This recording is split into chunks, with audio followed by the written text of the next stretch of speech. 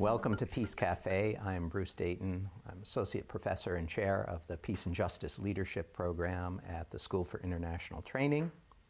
And joining me today are Motel, Director of the Brattleboro Community Justice Center, and Suzanne Belleci, Director of the Greater Falls Restorative Justice Center. Welcome to both of you. Thanks for being here. Welcome. So the purpose of this series is to explore some of the ideas and practices in topics related to conflict and peace and education, sustainability.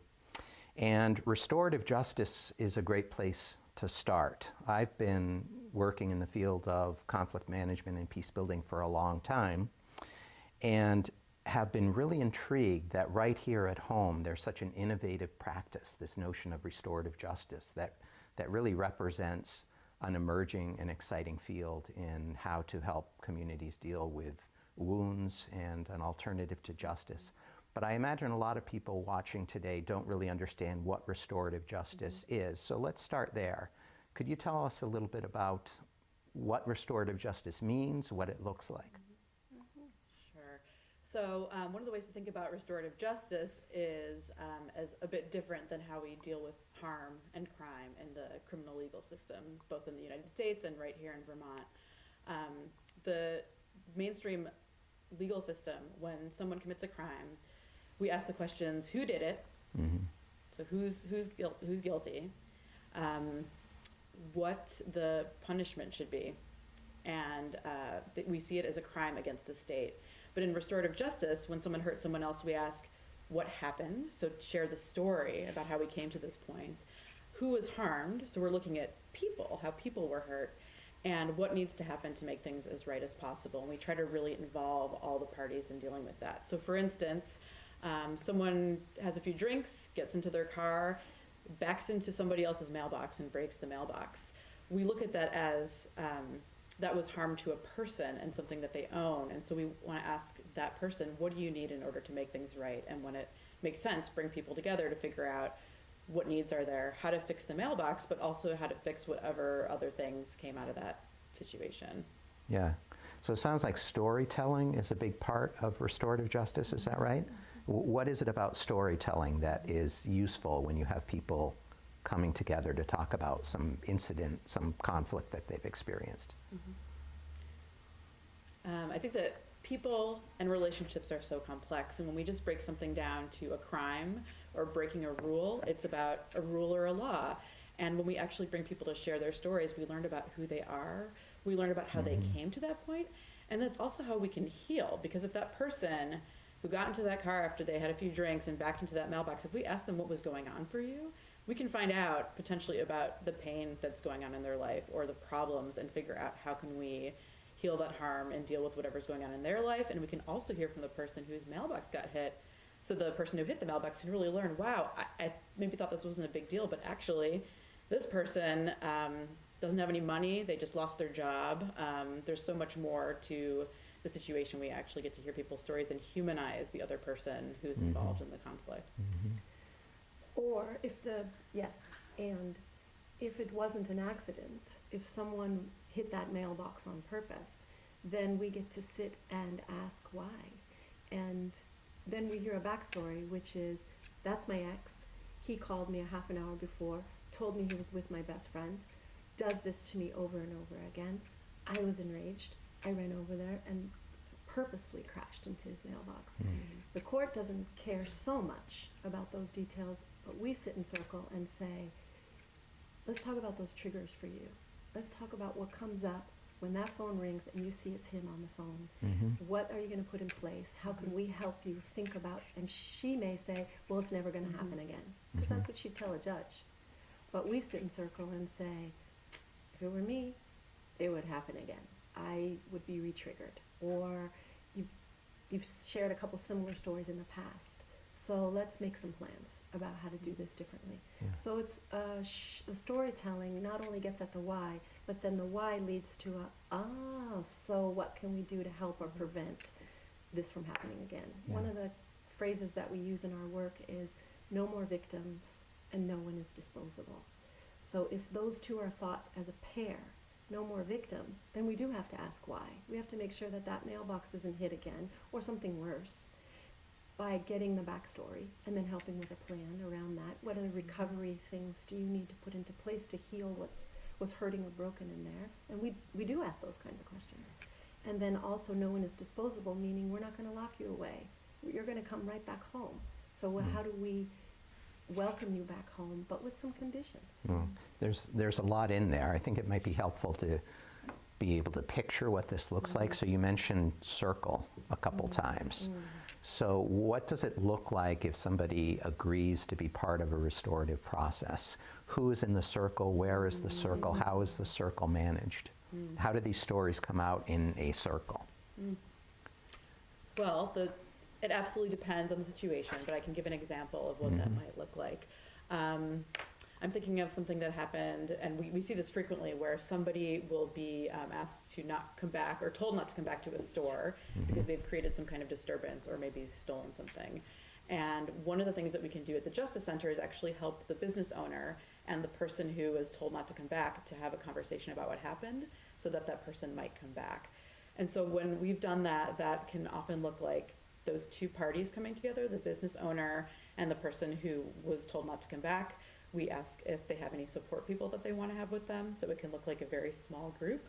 But there's other processes that we can do where there are many more people there, including people representing the community. So in the example of the business, there's 1 or 2 facilitators and then 2 to 4 other people having this conversation. In a circle, excuse me, I would ask restorative questions, such as what happened, so that everybody can share their story. Who is affected, so that people can really talk about, here's how this hit me. This hit my business, or me not being able to come back there means I can't buy groceries for my family.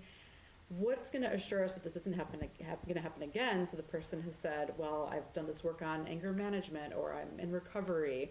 And what's our plan together to bring you back in a way that maybe has conditions, like you said? And everybody in a circle gets a chance to go around and share their piece. We often use a talking piece so that whoever's holding it gets to speak and whoever isn't is listening. And the facilitators are really there not to interject what I think or to be a judge, but to create a space for people to have their own direct conversations with each other. Yeah. Another example of a circle would be our COSAs, which are our circles of support and accountability. So what Mel is describing could be a variety of different kinds of circles that we offer. Our COSAs are they're quite specific for serious offenders, or those who have committed serious offenses and have served time and they've come out of prison. And now they're back home. Now they're back in our town, or now they're in a new town because they can't go back to the one they were in. So let's give an example of Bellows Falls. So they get out of prison and they're released in Bellows Falls. And we sit in a circle with, let's say, 4 volunteer community members and this person who has caused an offense. And the facilitator would be someone from our staff. And they meet once a week for an hour for an entire year. And during that time period, the circle of support and accountability, COSA, C-O-S-A, means that we are going to hold you accountable because you've harmed somebody. And in most cases around COSA, it's serious harm. So we're going to hold you accountable, and we're going to ask you, in what ways have you made amends? Because serving time in prison is one form of justice, but actually considering your victim and their losses is another form of justice, and it's hard to face. It's hard to face a circle full of people who are asking you, can we talk about the victim? What did they go through? So I want to come back to justice in a second, but just one more question about the mechanics. So is this all voluntary? If you were accused of a crime, would you always have a choice to come in and take part in a restorative process? How do you get the clients? How do the clients have an option of participating in a restorative process or going through a traditional legal process? Good question. I would say, in theory, in its purest form, whatever that may be, restorative justice is voluntary. People choose to come to a space where they will look at their behavior or look at how they were hurt and really share with other people in vulnerability what happened and how to make amends.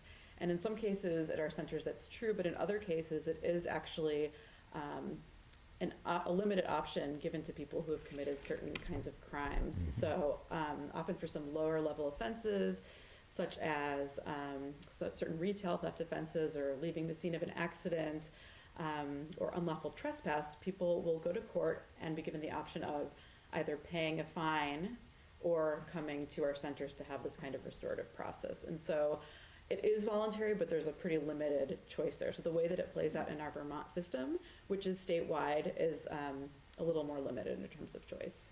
But there are other things we do, such as community healing circles, where if there's a community problem, for instance, last summer there was an anti-Semitic chalk incident.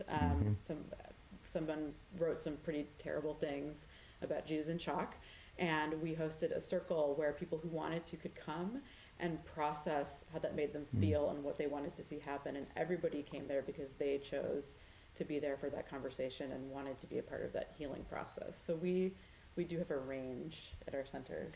Or there might be an incident in a school in which we're asked to come in and listen and in some ways diagnose what would be a good tool that we could offer, and circles might be one of them, where we'll sit in a circle because there's been something harmful that's happened at the school and people are affected, and we'll sit and take turns with a talking stick, and it's an opportunity to share, actually this did affect me quite deeply when this student or this parent or this teacher said or did something that was has ramifications. Yeah, so if we could talk about justice for a minute, because probably skeptics listening to this think about justice in terms of, well, where's the punishment? An eye for an eye, a tooth for a tooth. And certainly justice is one of those really tricky terms in the field of peace and conflict. What does it mean? Justice for whom? You know, there's that saying, there can be no peace without justice. So the picture you're painting on justice is a picture that is not punitive at all. It's a justice of almost accountability on the part of people who are offenders in some way and hearing stories. But can you say a little bit more about how you understand justice, and maybe importantly, why that kind of justice might be in the long term better for communities, whether it's in southern Vermont or anywhere in the United States or anywhere in the world? When I think about a crime being committed, and in our current criminal justice system, where's the place for the victim? Where's the voice for the victim? It's relatively new that the victim can go to sentencing, perhaps, and read a letter about what your crime has done to me. Our process brings the victim's voice in right away. And for me, that's an element of justice that Mel said earlier, that our system is set up so that you go to court and the victim is the state. But it is and it isn't. There are human beings behind this story. And for me, justice is also about elevating the voice of the victim so that they get to say, do you really get how this harmed me? And that is, I don't want to say punitive, but it has an element of, it's hard to hear. Right. And it's important to hear. And you can go away to prison and perhaps never really hear the voice of the victims. And that's punitive. Yeah.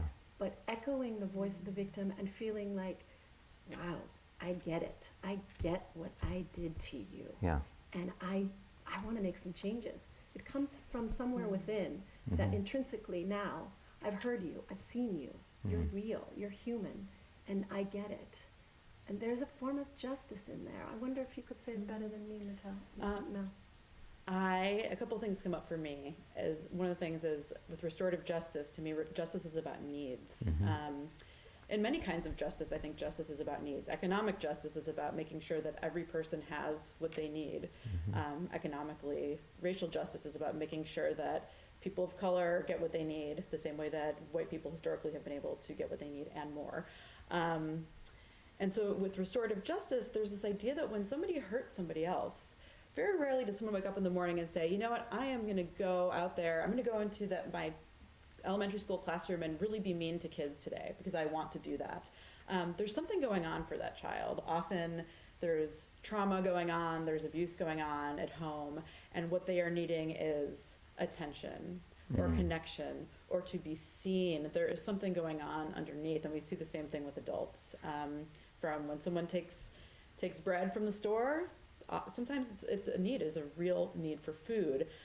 When someone chases after somebody else in a car, so there's a particular example I'm thinking of, it's because they have a need, it's coming from a need for protection, for safety.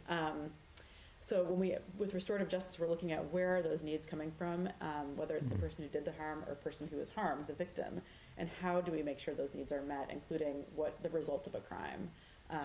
People have a need for safety, for information. How do we make sure as a community we meet those needs? Yeah, that's interesting. So I'm kind of thinking about this idea of deep story, right? A person being able to really deeply tell their story. And I imagine that for a lot of people that share in a circle process their stories, maybe they're not even aware of the underlying need that has motivated them to come to that point. Right. Yeah. And justice means, I believe that people have the right to be made aware of the impacts of their behavior and have an opportunity to reckon with it. Yeah. So this feels somewhat new in the United States, although I don't think it's new. I remember hearing about restorative justice well over 10 years ago, although it seems to be building. And Susie, like me, I know you've done a lot of work internationally, and I wonder if you can talk a little bit about how you see echoes in your current work with the kinds of peace-building practices that you've become involved with overseas, or local, or traditions we may not be familiar with in the United States that have helped inform what you do and why. I grew up in a family where criminal justice was understood. It put food on the table. My father was a judge. My extended family are in law enforcement, and I didn't know there was another way. And when I was 35, I moved to a tropical island in the Pacific, a remote tropical island called Ponape, and I became part of a restorative justice process. A child was killed on the island by an off-islander called a Menwai.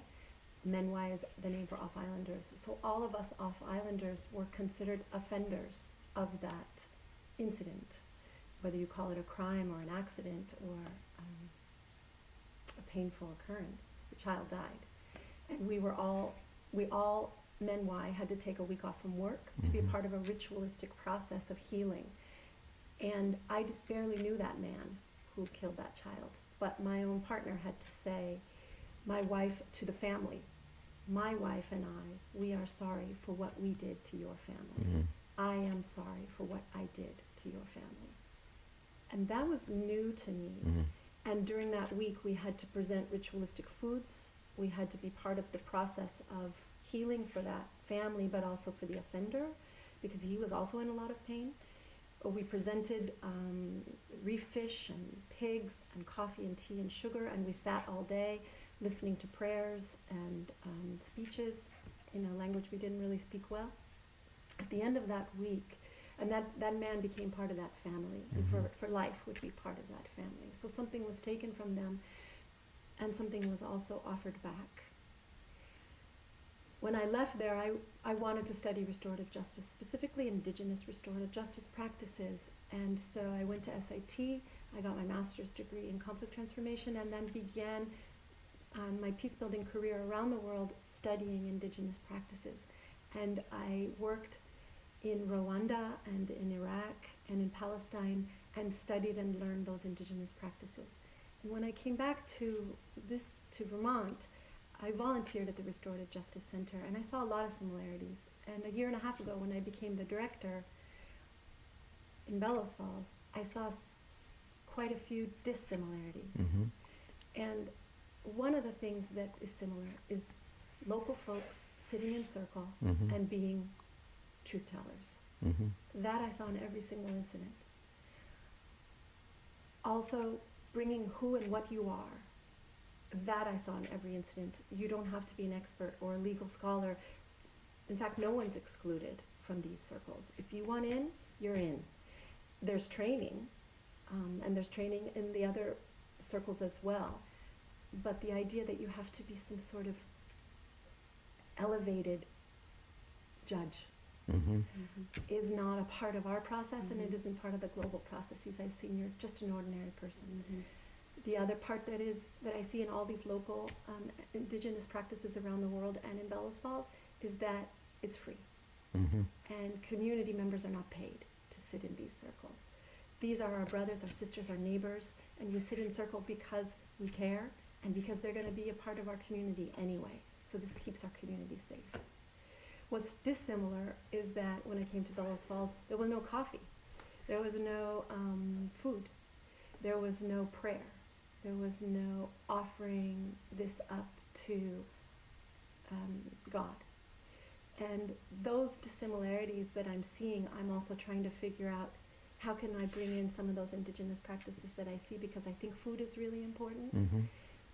because I think that some element of connecting to a greater source of wisdom than just us in the room, something God-like or something loving-like, I would like to also introduce in our circles. But I'm careful about the organic community that I'm with, Bellows Falls, and what local Vermonters want and need while sitting in circle. So Yeah. those are some of the similarities and Yeah. differences. Well, it really strikes me that one of the keys that you're talking about is this notion that when people feel like they have control out of outcomes, control over decision making, they're more comfortable. I guess I'm thinking of traditional justice systems. The control really is given elsewhere. It's a judge, it's jurors, You it's mean not necessarily, Western yes, tradition. Western traditions. Mhm. Might be members of your community, but you don't really know them and they haven't been affected. So you're really giving your control over what happened, why, and what we should do to somebody else. And it sounds like from your story, there's really something universal maybe, or back to your notion of kind of underlying needs, about the need to feel like you're part of a process and involving your community in part of the process. And that might be one of the really critical elements of why this might be so powerful. And when I think about justice, I'm not just thinking about interpersonally between two people, one who hurt someone else. I'm thinking about changing systems and addressing power. And the way that we deal with harm in the Western world is there's a power difference in all the players, from the judge down to the defendant and plaintiff, the people who are on the ground and the people who are in their community. Restorative justice is about shifting power so that people who are directly affected can have a say, so that anybody in the community can be a problem solver. We see this in schools as well. Typically, when you're in a classroom, the teacher is in charge and students are learning. Restorative circles in the classroom shift that power so that everyone, kids and adults, are sitting in circle and sharing about their experience. Well, let me push you on that a little bit, because Yes. if you take something like racial justice or racial injustice, sitting in a circle and sharing your story may empower you to be able to have a voice when you didn't have one before, and I understand that. But frequently, a lot of the really difficult, traumatic conflicts in this country and elsewhere are really deeply embedded in economic systems or social systems or hierarchies that I imagine you really don't have a lot of power to transform through a restorative process. So can you say a little bit more about how broader systems of inequality or injustice or structural violence in some ways are changed as a result of this kind of modest thing that we can do at the community level? Can I say a couple things about that? Yeah. One is that, I'm going to just say a couple things. One is that there is a major racial disparity in who is targeted in the criminal legal system, from first contact with police all the way to sentencing to outcomes after prison. Offering restorative justice as an option at every single point in the criminal legal system and in schools where kids of color are more likely to be punished helps shift some of that. So in terms of racial justice, it does divert many of those cases so that people are not ending up with those same outcomes. At the same time, I'm going to share something that happened recently, which is at the Justice Centers, we have many volunteers who do a lot of these restorative activities, host these conversations. And I talked with a volunteer who felt so frustrated that over and over and over again, he was seeing people come in who were committing their crimes because they were poor. There's probably some other things going on, but basically poverty was a big piece of why they were stealing, why they were sleeping somewhere they weren't supposed to be. And he felt so disempowered that we could have these conversations, but we couldn't really deeply address what was actually happening underneath the sort of conflict on top. And one of the things that came out of that for me is that our restorative justice work between people, individuals, has to be linked to bigger social justice work. It cannot be just about solving conflicts between two people. We need to be addressing poverty. We need to be addressing inequality at the same time we're doing this. So I don't believe that restorative justice on its own has the power to necessarily deal with those deep inequalities. Yeah. I agree. Want to add something? One of the things I was thinking about also, that's different between a Western model and sort of a restorative justice community level model, is that in a Western model, the criminal justice experts have to recuse themselves if they know who's caused harm or who's done the harm. And we know each other. We don't recuse ourselves. We know our neighbors. We know these are people that are walking our streets that could be related to us or could be friends of ours. And we sit in a circle and don't say, well, I know him, so I can't be in this circle. We sit in the circle because I know him, because I know her. I will come here and sit in this circle and see you and remind you of who you were 10 years ago or who I was 10 years ago. So it harkens back to the idea of sitting on your porch and saying, when I was a kid, we couldn't get away with the stuff we get away with now because my neighbors were yelling out the front porch, I see you, and they would either kick our ass or call our parents. And the restorative justice model on the community level is that. We are not in your porch, you're in our offices sitting in a circle. But it's somebody saying both those stories. I see you, this is not how you were raised, and I have something to say about it. And I really appreciate that level of non-recusal, whatever that means, non-neutrality, there is a presence of knowing you, and that brings power to this circle. And I really love and appreciate that. We also say in our world that it's a combination of hand-holding and butt-kicking, and that's what we do. That happened on that porch back in the day. It's still happening, but in the Justice Center. Yeah. I love that. And I something that I see often in this community and others is people are afraid to directly talk with one another. And so what we're doing is we're challenging that and we're shifting that. Yeah. Another thing we say is that we could wait all day for Washington or Montpelier to solve our problems, but we in these villages in New England have a long history of solving our own problems. We were far away from the positions of power, the locations of power down in DC, even Montpelier. We have the resources within our own villages to begin now to solve our problems. We don't have to wait for the government to fix itself or even to come and fix us. Yeah. Well, I wonder, some things you just shared probably speak to what skeptics might be thinking, which is, well, telling your story is kind of getting off the hook. Well, let me tell you why I did this thing. And it's not really me, but it's whether it's poverty or something else that I can say is the reason. I appreciate you asking that or bringing that up. This is the second time about skeptics, and I really appreciate that. When we sit in circle, there's a whole variety of community members and community opinions. And there may be someone on our circle who is this Bruce Dayton representative or this skeptic representative who sits on that circle and is like feeling pretty strongly, I'm not going to let you off the hook, and is going to push. And then there might be a Susie Belleci on the circle who's like, oh, tell me some more about your story, with a lot more compassion and empathy.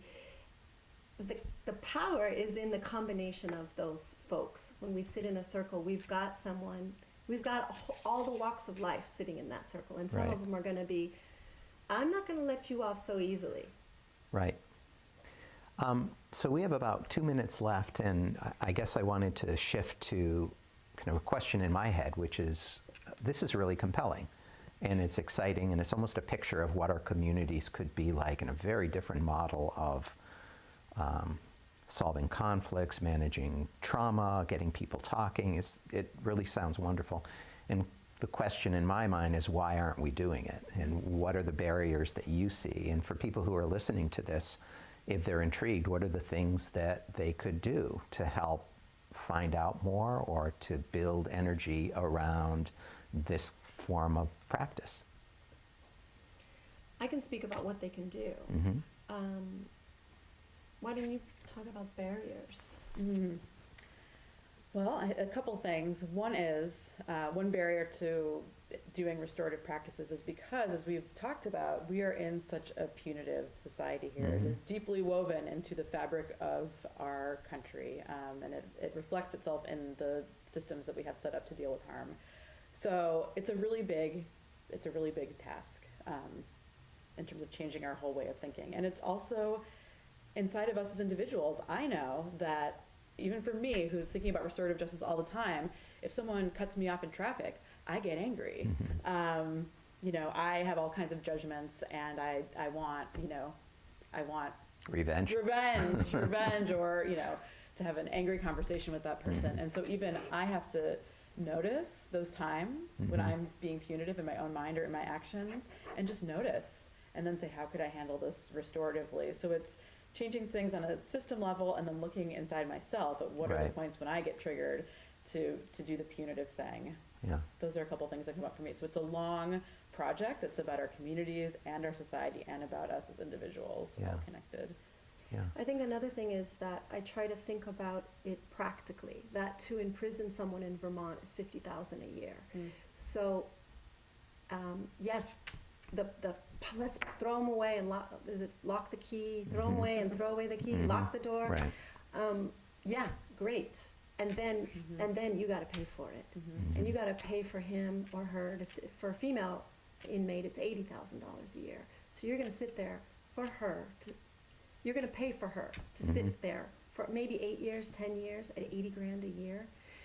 There's something wrong with that. So even if you feel like punishment is definitely the way to go, then I want to ask, how long are you willing to foot the bill for that punishment? Let's look at it at a practical level. We can do this for free.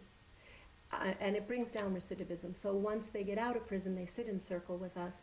We have data that shows that it lowers the fact that they may go back into this revolving door system, which is another, you want to punish them, but punishing is proving to not be working. Yeah. So there's very instrumental reasons to believe it costs less, it's more satisfying, it sounds like it's more enduring, so you don't just have to believe in it as a value. No, you could it just makes sense. believe in it if you want to. And I think a barrier is something we've talked about as well, is that people are skeptical. People think it's taking the easy road. So something that I suggest is come visit. Yeah. Come participate, come watch. We have certain things that we do at the Justice Center where people can observe. And oftentimes people walk in being real skeptical, whether they are the person who did the harm or just a regular community member, and they leave saying, wow, that was uncomfortable, that was hard, that was powerful. And if you want to be in a bipartisan atmosphere, that's us. Yeah. This isn't a Democrat or Republican or conservative or progressive practice. We sit in circle with Republicans and Democrats, with progressives and conservatives. We sit in circle as bipartisan neighbors. And so if that's something you're also itching to do, be a part of something that isn't continuing this divide between us, come and sit in circle. Be yourself. Bring your political values to the circle. Because when we sit in circle, everyone gets a chance to speak. And there's a bit of wisdom in every single one of these positions or every single one of these sides. There's a piece of truth. And that piece of truth might be the very thing that the offender has needed to hear for a long time. Yeah. I think that's a great place to end off. Mel and Susie, I want to thank you for coming in. I've really enjoyed the conversation. Thanks, Come and Bruce. volunteer in our center. Bruce I will will. welcome you. Okay, thank you. Thank you.